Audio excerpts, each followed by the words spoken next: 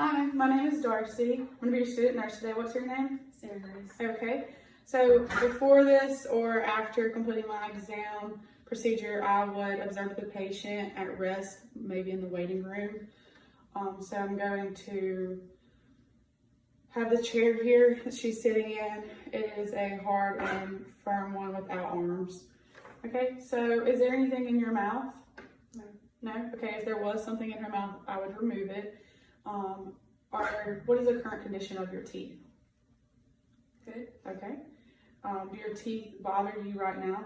No. Okay, good. Do you notice any movements in your mouth, face, hands, or feet? No. Okay, and if she would have said yes, I would have asked her to describe and to what extent they currently bother the patient or interfere with his/her activities. All right, so you're already sitting in a chair. If she wasn't, I would ask the patient to sit in the chair with their hands on their knees. So you'll put your hands on your knees and your legs slightly apart and your feet flat on the floor. And I would look at the entire body for movements while in this position. So if you'll just sit up tall for me. Okay, there we go. All right, so I would just observe the patient.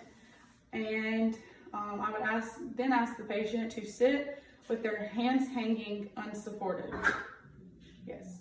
And if they were male, I would ask them to put their hands between their legs. If they were female and they were wearing a dress, I would ask them to hang them over their knees. So now I'm just in this position. I'm going to observe the hands and other body areas.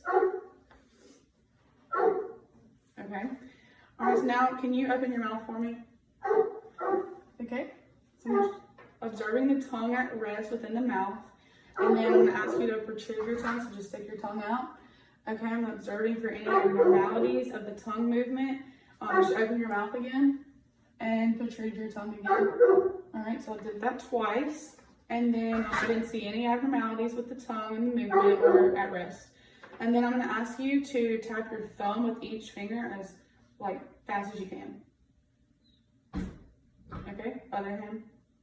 I'll do that for 10 to 15 seconds. Okay. And then I would observe the facial and leg movements as the patient did this. And then I'm going to ask the patient to flex and extend your right arm first. And then I'm going to ask you to do your left arm. I'm doing that one at a time. Okay, now I'm going to get you to stand up for me. All right, so I'm just going to observe your profile. I'm going to observe all the body areas again, specifically your hips. Okay. All right, and then I'm going to ask you to extend both arms out in front of you with your palms down. Okay.